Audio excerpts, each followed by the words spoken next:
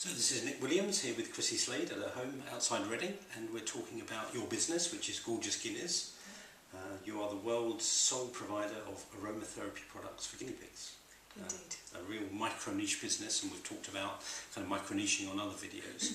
In this one, subject very close to your heart is about, as a small business owner, as a kind of one-person business to a large extent, you're learning to work smart, not so hard.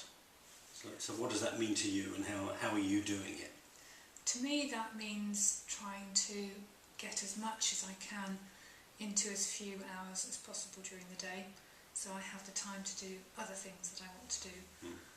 So for example, in April this year, I had an analysis done on the figures of what my products had been in terms of sales, when the orders were coming in terms of days of the month, looking over the past year.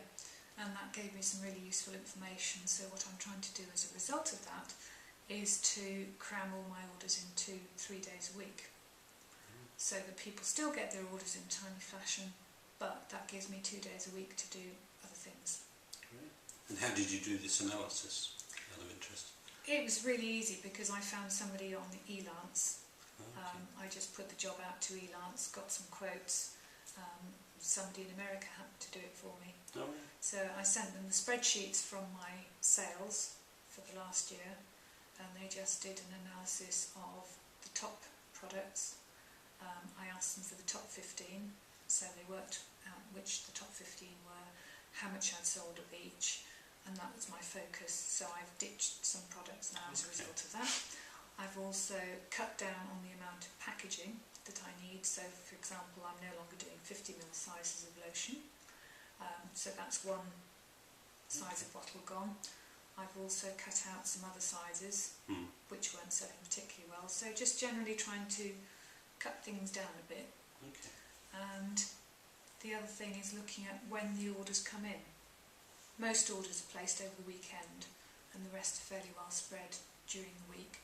So what I'm trying to do is to post orders out on Monday, Tuesday and Thursday, and then have Wednesday and Friday to do other things. And then people won't think they're getting any worse service. No.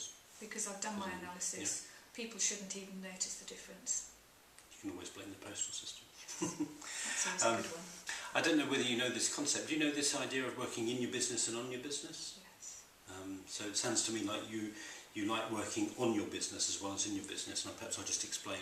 How do you see the difference of working in and on your business? Working in my business is very much the doing bit, so making the shampoos, selling them, posting them. Working on the business is looking at the bigger picture. So what do I need to do to take my business to the next level? Right.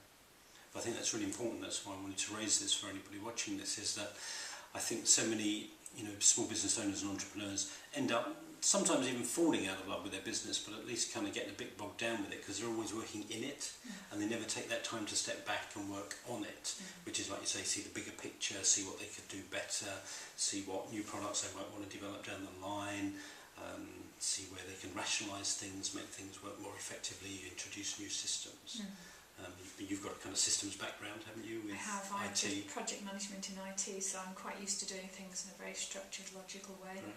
So you're always looking at how you could do things more efficiently and effectively, yes, without losing any of the heart and passion of them. Yeah, so for example, there's a new detergent coming out.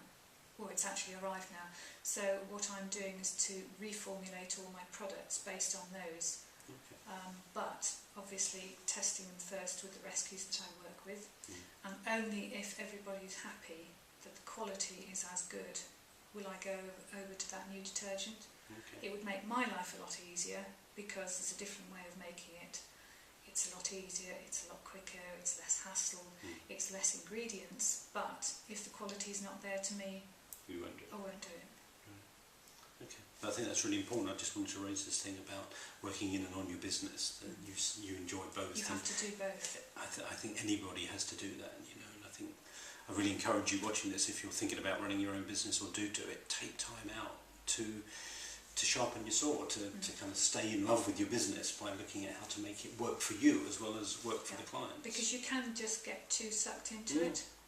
you can almost become a slave to your own business. And you know, I talk about this kind of what I call the Protestant work ethic, and sadly often we bring that work ethic even to our own business and to the work that we love, and we turn it sometimes into harder work than it needs to be. And the interesting thing was that in March I had 2 weeks jury service. Oh, really? So I couldn't do anything, and I made a load of products, gave them to a friend to sell who has an online shop, and I had 2 weeks of a lot of waiting around. So I had a lot of time to think, and that's what really made me take a look and step back, start to analyse what was really going on, and now it's been much easier to move forward as a result of that. So that idea is just standing back and reflecting, and jury service forced you to do that. Yeah. But yeah, you know, this idea of stepping back from your business and looking at your business as an entity that you're part of, but also to step back and look at it and say, what could I tweak and what could I make work You better? have to own the business, otherwise it will own you. Brilliant. Any other tips about working smarter rather than harder? Just think about what you're doing, and every time you do something, think, how could I do this better? How could I do it quicker? How could I improve on it? You know, it's a whole quality thing. I think quality is really important. So just ask those questions of how do you maintain or improve the quality. Great.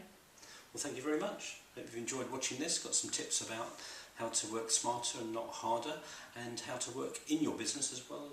On your business as well as in your business. Thanks for watching this.